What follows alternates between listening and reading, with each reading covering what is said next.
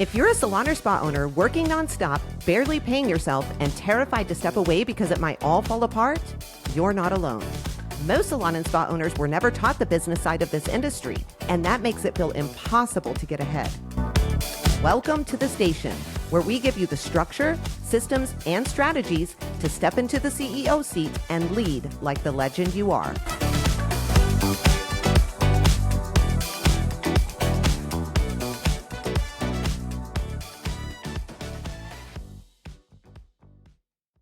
Hey friends, welcome back to the station, the place where salon and spa owners learn to grow, lead, and finally create freedom in their salon or spa business. I'm Bree, founder of the Beauty Biz Agency, and as always, I've got my amazing co-host Chandra here with me today. Hey girl.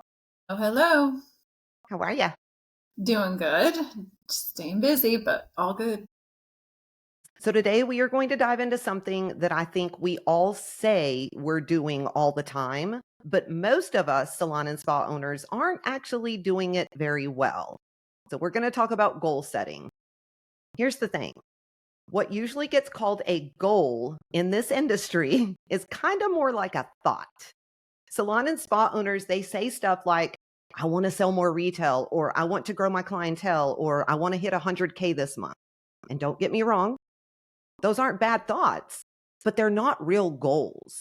They don't give you or your team a clear target or a step-by-step plan that you need to follow. So in this episode, we are going to talk about how to set goals that actually stick, goals that are specific, trackable, and personal. We are going to cover SMART goals for structure, and then how to actually bring them to life with tools like vision boards and mind movies. I think where we miss the mark a lot, Chandra, is we think that hype alone is going to get people where you want them to go, but it won't, right? It's going to take structure and belief combined with a little bit of hype together, and then you will absolutely get there. Would you agree with that? Oh yeah, 100%. You need the action. We've tried the hype before, right? It doesn't work. It doesn't work. Okay, before we dive in too deep, we want to share a huge win that we just got from one of our BBA members with you guys. So to preface this, when she first came to us, she was in a really, really tough spot. Her salon was not even close to profitable. She was personally generating over 70% of the revenue behind the chair, and she was working 6, sometimes 7 days a week just to keep like the lights on. That's it. She was exhausted, overwhelmed, and honestly, she was wondering, probably like many of you, if owning a salon was even worth it anymore. I don't know, but man, do I feel her there. I remember feeling that way for years and years and years. So we got to work and we created a roadmap for her to set up and implement specific systems inside of her salon. Fast forward to today, and it is a completely different story. She is now behind the chair 1 day per week. She has built and hired her dream team. Her salon is structured, it is profitable, and it doesn't need her micromanaging every detail anymore. And now, almost every single month, she gets to hop on a plane to go out of state and spend time with her grandbaby without worrying about her business at all. That freedom, that profitability, that team culture, it all came from one single decision. She chose to invest in herself, trust the process, and implement the strategies that we teach at the Beauty Biz Agency. So for all of you out there listening, I know that coaching seems unaffordable, but investing in yourself and your business, it is the best decision that you can and will ever make. Right, Chandra? Oh yeah, 100% was for me. So it will be for all of Absolutely. you. When you think about the stories like this, what kind of stands out to you the most about what is possible when an owner finally decides to invest in themselves and they see that dream business and that dream life really start to come to fruition? I think they just get stuck in the weeds for so long of just trying to keep the lights on, trying to, be stuck in that habit forever. And they don't realize that sometimes just some of it's complicated, but a lot of it's just simple changes that they can make that actually help them reach that dream business and help them get there. So I think that's one of the biggest things that we don't realize when we're in that position or when we're in that space is that we don't have to stay there and that we can get out of it and it is possible. You just need the right tools and you need the right help sometimes. So yeah. Yeah, for some reason, we just think that we can do it all on our own all the time. And we probably can, It just never happens, right? We get so busy, so stuck, like you said, and it just never ends up happening. And so Chandra and I have both been through coaching. We have both invested in ourselves and our business tens of thousands of dollars worth. And I honestly believe it is the best thing that I ever did in my business. Honestly, for my life. I'm just going to be really, really honest. It's what gave me my life back. Before we get into the right. So before we get into the thick of it, we got to say this. The truth is, most salon and spa owners, they don't actually struggle when it comes to setting the goals themselves. They struggle with setting goals that their team can believe in and that their team is going to rally behind, period, right? And this is huge. It's a huge, huge difference when you think about it. All your team hears is something like, our goal this month is to sell more retail, to get more pre-bookings. Our goal this month is to hit 100K. That is not going to inspire anyone. I don't care who they are. In fact, it's probably a little confusing for them. If you just show up one day and say, here's this thought or this so-called goal that we're going to try to hit, right?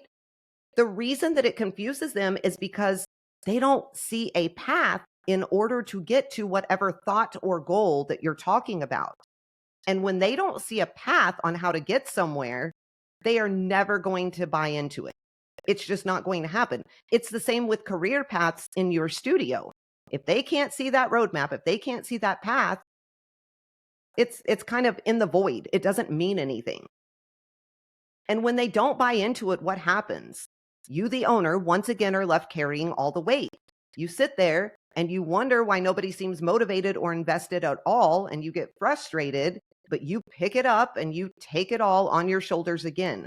This is a pattern that we see over and over and over again. It's not that you are bad at trying to figure out what kind of goals to create. I don't want you to think that at all. That's not what we're saying. Maybe it's just that nobody's ever shown you how to build your goals in a way that's going to fit your salon environment. At the Beauty Biz Agency, we teach owners to set goals in really two types of layers. The first layer is using the SMART goals structure, which is very, very important. And the second layer is visualization.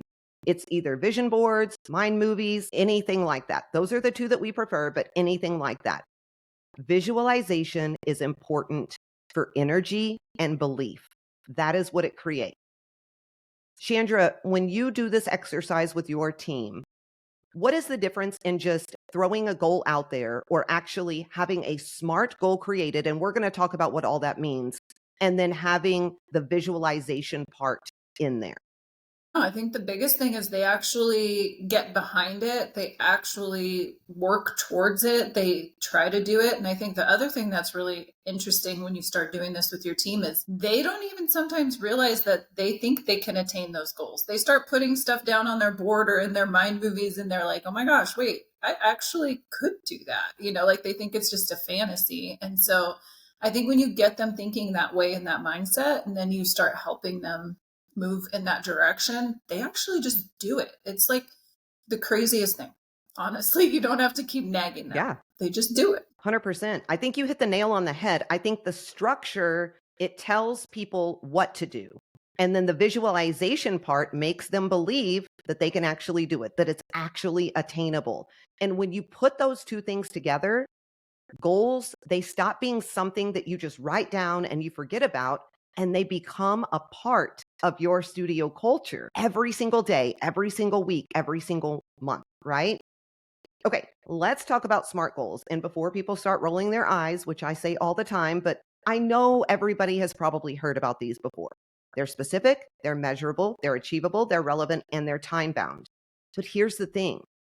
Most people have heard it, but very, very few have ever used it inside of their salon in a way that they actually work. A lot of the owners that come to us, Chandra, they've heard of the SMART goals, right? Because motivational speakers talk about it all the time. But when we ask them if they've ever actually implemented it or created them, they're like, well, no, not really, but I know what they are. And so just knowing what they are isn't going to help, is it? Not at all. Absolutely not. But let's go through what each and every letter means just so everybody's on the same page. So S is specific, and that means your team knows exactly what you are asking them for. Exactly. It's not just sell more retail, because that is a very, very vague goal or a very vague thought. When you tell a stylist to sell more retail, in their head, that might mean, okay, I'm going to sell one extra bottle, maybe two this month, right?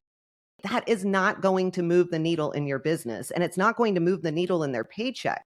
But if you say something like, let's raise our retail per ticket from $10 to $25, now everyone has a very, very crystal clear target. They know what success looks like. And more importantly, they know what action they need to take with each and every guest. Specific goals eliminate all gray area. All gray area. Measurable, it means that you can track it. Pretty simple. But this is where so many owners miss the mark. You say things like, I want to grow my clientele, or I want everybody to grow their new client retention, or whatever it is. Okay, how are you going to know if that happened? How will your team know if they ever hit it? You can't just say things like that, right? You have to flip it into something that you can literally pull on a report or track and see data with. Like, we are going to reactivate 50 past clients in the next 90 days. That then makes that goal measurable. You either did it or you didn't. And that kind of clarity is going to build accountability. Chandra, I think when it comes to goals, the clarity and the accountability part is one of the most important. The for me is very, very, very important. Is it as important to you in your studio? Yeah, I think so. I think that's the only way you can tell how you're doing. That's the only way to know if your goals or the things you're putting in place are actually making a difference, if they're actually working. So I think that's probably the biggest piece, because you can set up all the other parts, but if you're not measuring it, if you're not tracking it, if you're not doing that part, then who knows what's happening, right? Like, you need to have that in place for sure. Well, and it's probably the last thing that salon and spa owners want to hear, because we hate data and we hate numbers. And so we hear the word measure and we're like, no, no, no, no, no. But it's really simple to do, but it is the most important part. Okay. The A stands for achievable. This just means realistic. And this, I think, is a big one as well. Because if you stand in front of your team with a goal that is absolutely impossible, you're going to lose them instantly, like immediately. If your pre-book rate is at 30% and you announce that it needs to be at 80% next month, your team is going to smile, they're going to nod, but inside they're thinking, yeah, right. Like, no way, right? And you, the owner, you just lost a ton of credibility. You really did. But if you say, look, guys, we are at 30%, let's stretch. Let's try to hit 40%. That's going to feel possible. It's still growth, but it's growth that they can believe in. And belief is what is going to fuel action moving forward. How many times do we see salon owners set unattainable goals, Chandra, when they are creating these for their team? Almost all the time. This whole conversation just started making me think about that. We did this with our members once. I don't know if you remember, but we did this specific exercise with them Yes. and the stuff that they came up with. And then when we started picking out, like, okay, well, how are you going to do that? And then they just are like, I don't know. I just thought that number sounded good. And I feel like that's why people have such a hard time setting goals this way, because they don't really understand exactly what those words mean and how they're supposed to take those words and then put those into play, right? And so I was just thinking about it, and I'm like, it was so funny, because I'm like, how are you going to even do that? I don't know. This sounded like a cool number to pick. And I'm like, okay, let's break this down a little more.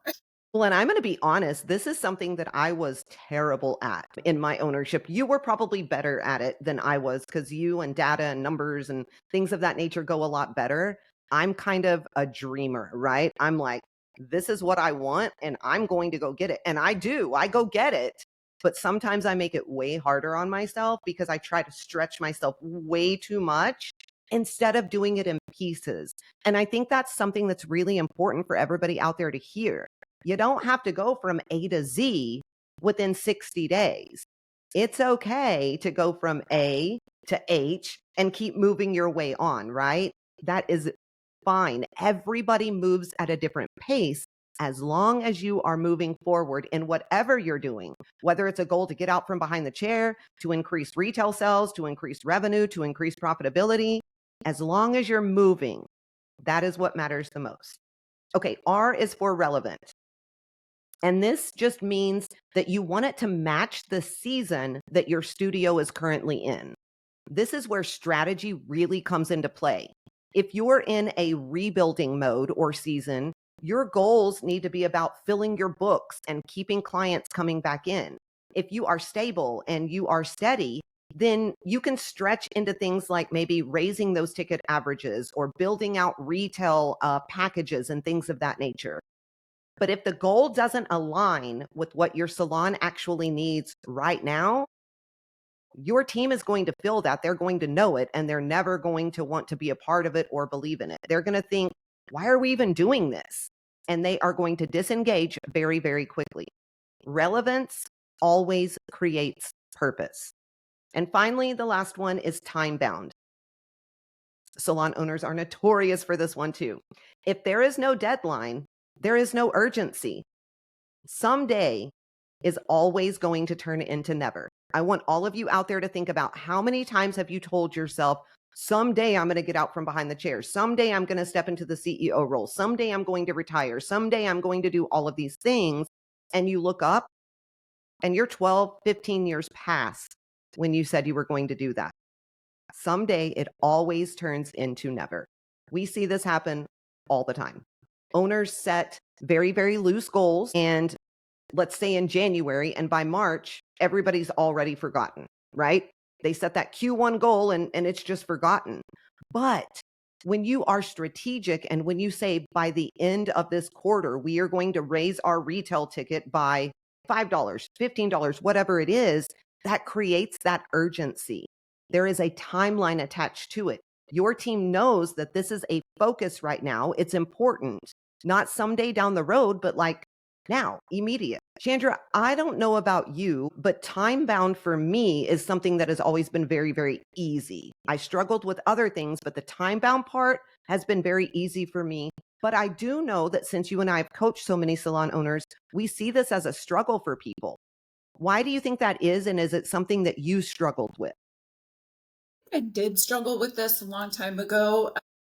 The thing for me is I have to set a deadline. Like if I don't set a deadline, then it really will just be up in the air. There is no sense of urgency. So anything that I do now, there has to be a deadline no matter what it is in my life that I'm trying to work towards. And I think with other owners, it's kind of the same way. Like you're just busy, you're behind the chair, or you're handling this, or you're handling that. And you're like, cool, let's hit this number. Great. I told everyone, now everyone go do it. And there's like no sense of urgency, or there's no like deadline or anything to measure anything or to go off of or do any of those things. So I think that it is hard for salon owners to stay within deadlines. And we don't have the kind of jobs really that deadlines matter. You know, there's a lot of different types of jobs out there where you do have deadlines you have to meet and things you have to have done or report or different stuff. And so I think for our job being on the creative side, it's like everybody's kind of just like, well, whatever. When it happens, it happens. It's all fine. As long as I can pay the bills this month, I'm good, you know, instead of actually like setting deadlines for yourself. This is funny, and it kind of makes me laugh and giggle because when we first started our coaching program, like I knew that in you because I coached you, right? So I kind of knew. But as we started with the coaching program, I was like, okay, we got to get this done by this day. Like I knew to put those parameters in place because I know how your brain thinks. And it is that way with creative people. There are very, very few creative people that work in that way, in that time bound way, and setting and prioritizing and organizing and doing all of those things. Very, very few. I actually did a lot of research on this, and psychologically, it rarely happens. So if you're out there and you're like Chandra, it's absolutely okay. But I will say, when she did start setting deadlines to things, that is when she started getting her butt in gear and moving, and you could see it. And the cool thing about it is when you start doing that and you see the action that it brings, You want your team to be on board with that too. So you start holding them accountable to doing things in a timely manner as well. So many salon owners, just the choreography of timing with services, right? They don't even hold their team to a standard there. That can increase your revenue and profitability in your business by thousands just by holding them accountable to timing, right? Absolutely. All right. SMART goals matter because they take the vague someday stuff and they turn it into this is exactly what we are going to work on right here, right now. They cut out all of the crap pretty much. They give you clarity. And when your team has clarity, when you have clarity, everybody's going to get on board and actually start helping your business move forward. Chandra, do you feel like owners really, really go wrong with almost every letter in the SMART goal thing? I know we said the ones that are the most important, right? And we know that they pick numbers out of thin air. We talked about that. But do you feel like maybe because they've gone about it wrong for so long, their team just tunes out now almost instantly? And the owner really thinks they're trying to do something good, right? But the team is just out.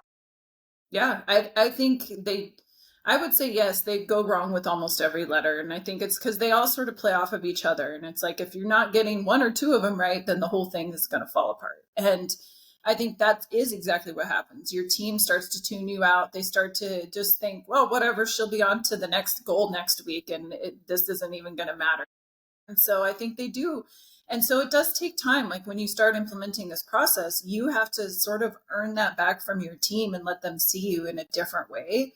And it's not going to happen the first time you do it. Like you'll still be frustrated. So if you're thinking like, oh, I'll just do it right now and everybody's going to jump on board and they're not going to. Like it's going to take maybe even 5 times, 10 times of doing it this specific way to get them to finally understand, to get it, to get on board, to get in line with it, to see that you mean business and that you're consistent. I think as you guys are thinking of these goals, not just for the salon as a whole, be thinking about these types of goals when you are meeting with your team one-on-one, when you are creating their KPIs and benchmarks and all of those things too, right? Because numbers on paper, they are never going to inspire people. If they did, every single stylist or technician, they would hit their retail target every single month. They just don't because numbers are logical and people are emotional. And there is a huge disconnect there. The missing piece is always going to be that belief piece, though. Your team has to see it, they have to feel it, and they have to connect with it on a deeper level. And that, my friends, is where the visualization comes into play. And we are going to talk, like I said earlier, about the 2 tools that we use because they work fabulously: the vision boards and the mind movies. So most people know what a vision board is, right? It's not arts and crafts, though. I hear so many people say that, like it's arts and that's not what it is. It's leadership. It's leadership. And let me explain why. When a goal is invisible, it just disappears. We talked about that. It gets talked about in the meetings and then it floats away. But when it's visible, it stays alive. So you have to start creating these on something that people can see, right? You need, let's just say your SMART goal is to raise pre-booking from that 30 to 40% in the next 90 days. And you're doing a vision board as a team. On that vision board, you need to get a screenshot of a fully booked calendar. You need 40% really, really big in bold print, like sitting there. Maybe you've got a picture of the team dinner or the education trip that you are going to fund when the team hits the goal. Put that on the board where your team's going to see it every single day. Don't tuck it back away in the broke room or in your office, but somewhere where everybody's going to see it, right? Even let the clients see it. We do this all the time. They ask about it. When clients know that you are working towards something, they like to chip in and help. They really do. They are there to support you. When you do this, the goal isn't just something that you rattled off at a team meeting and didn't mention again, and it's on this little index paper that you are carrying around. It is alive. It's in front of them. It's a reminder that this is where we're headed and this is where we are all headed together. Why do these work? Because the brain processes images faster and deeper than words. That is a proven fact. We remember what we see more than what we get told.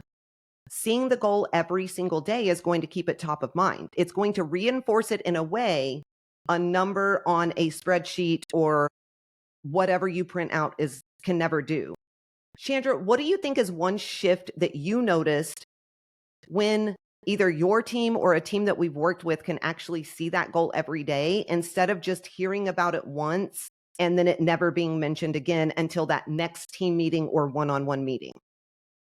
Just like you said, it keeps it top of mind. It keeps them thinking about it all the time instead of them just hearing it and then forgetting about it. And so it's like every time they see it, they start to remember, oh yeah, I got to make sure I'm doing this. I've got to make sure I try this. I need to be doing those things because they're busy too. They get busy behind the chair. They start talking with their clients. You told them to up their retail, whatever. And it's like, then my client left. I forgot to talk to them about retail. But when you're constantly putting it in front of them all the time, they start to remember. They start to make that actually a priority instead of making it just be an after. Absolutely. All right, let's talk about mind movies really quickly. These excite me so much. Like, these are probably one of my all-time favorite things. I actually use these in my personal life. My kids actually use these in their personal life. Like that's how awesome they are. I think this is taking it up a huge notch from vision boards. Those are great, but mind movies are basically a vision board on steroids. That's all. That's the only way I can explain it. They are short videos, usually 2 or 3 minutes long. You can make it however long you want, but don't make them too long. They are made up of pictures, words, and music that show the goal as if it's already happening. You want these to relate to your team. Even the lyrics in the music, they need to be very, very thought out. They need to mean something to everyone. So let's just stick with our pre-book example. We create these, Chandra and I coach and teach to create these on a business level and on a personal level for the salon owner. And then we do it as a team for your entire salon. And then we have the employees do them individually on a personal level too. I have seen so much change with this, but let's talk about that pre-book example. Your mind movie might open with a clip of a stylist rebooking guest right there at the checkout, right? Whatever that looks like. If it's retail, then handing retail, checking them out, whatever. And then you see teammates high-fiving each other, clients smiling as they secure their next appointment. Whatever it is, you want to make it magical and really, really speak to what that's going to look like. I don't know why these excite me so much, Chandra, but I think it's something in our brain, right? It's the way our brain works.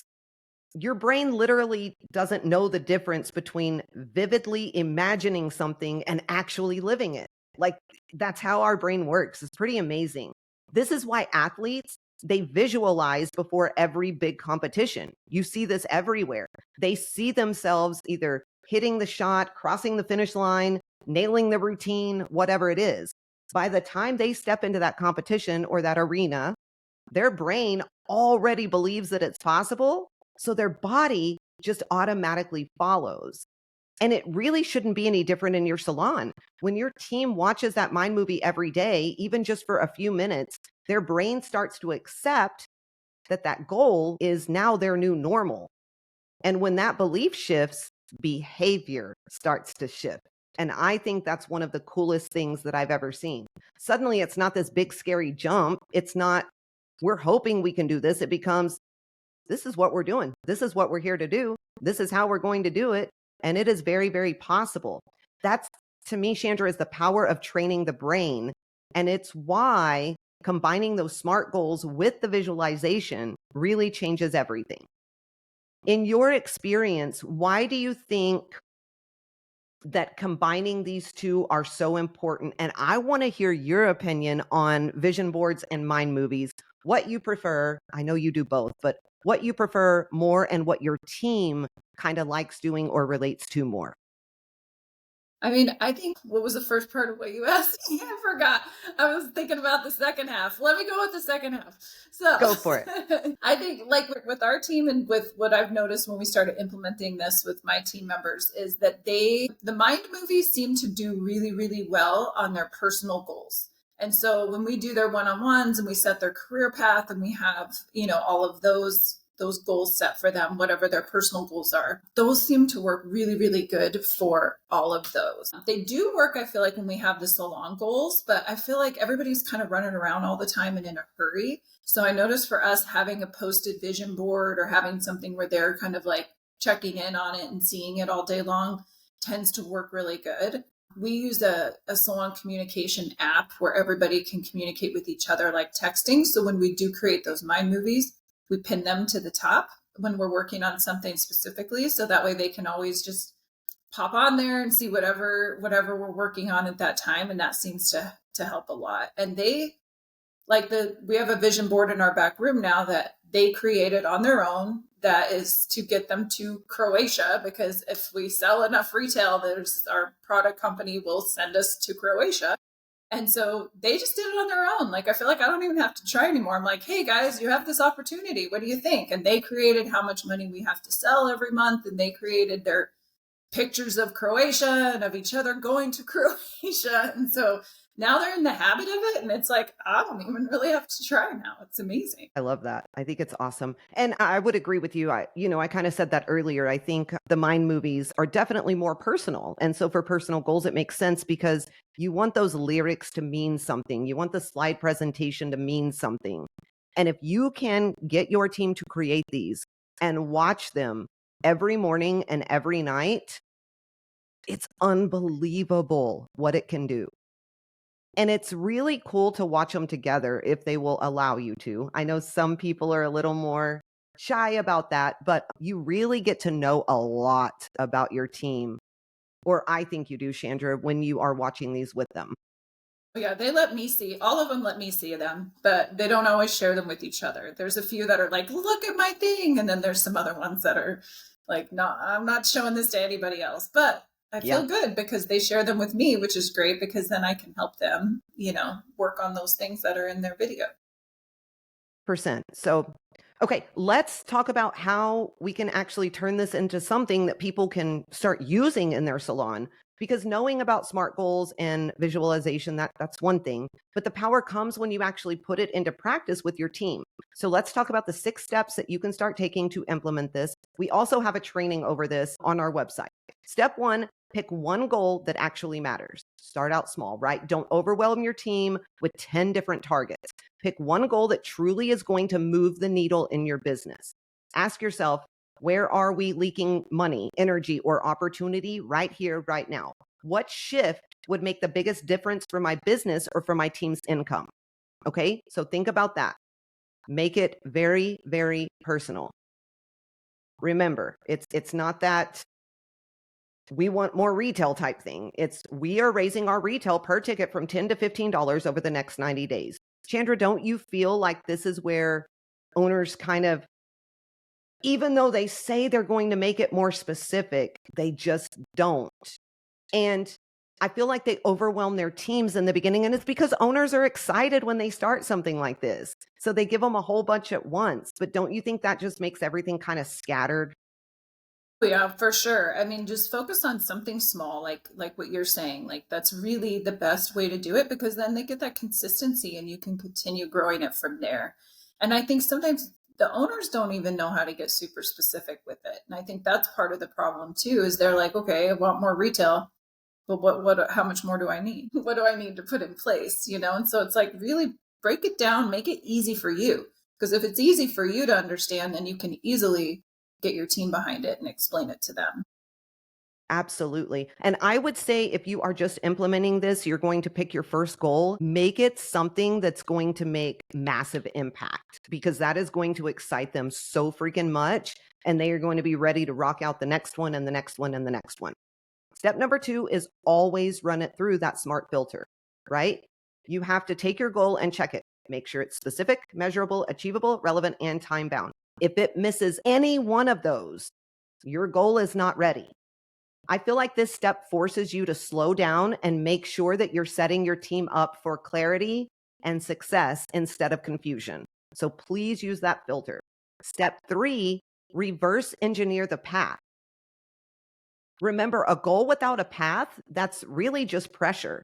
So you want to break it down into actions. If the goal is pre-booking, that might mean refreshing the script that you're using, changing your front desk reminders, maybe some one-on-one coaching and role playing, maybe follow-up text, right?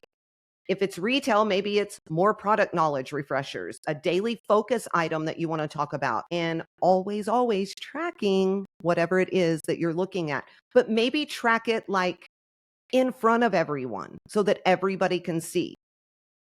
Chandra, how many times have you seen owners maybe set a goal but never connect the dots on how they're actually going to get there? Yeah, almost all the time that Yeah, happens. I think so too. Step number 4 is choose whatever visualization tool you're going to use. This is the belief piece. Remember, very, very important. And you may find something besides mind movies or vision boards. That's fine, but just do it, put it somewhere. Step number 5 is create a weekly rhythm. This is very important. Pick one day a week so that you can check in on that goal. Keep it simple. What's working? Where are we stuck? Who made progress this week? Who didn't? Don't wait until the end of the month to see if things are working. Weekly rhythms are going to keep the goal alive, and it gives you a chance to course correct before it's too late. This is all about creating consistency, and it is the best thing for you as a business owner. And then step number 6, don't forget to celebrate along the way. You have to do this. Celebrate the process, not just the result. When someone improves maybe their pre-booking script, celebrate it. When somebody raises their retail per ticket by $1.50, celebrate it. That's how you build a culture where goal setting feels rewarding instead of punishing. And unfortunately, a lot of our employees feel like goal setting is very, very punishing because they don't see how it works and they don't understand it. When owners only celebrate at the finish line, Chandra, I feel like it makes the team just kind of lose steam. But when they celebrate the little wins along the way, it changes kind of that whole vibe, that whole feel. Do you feel that way?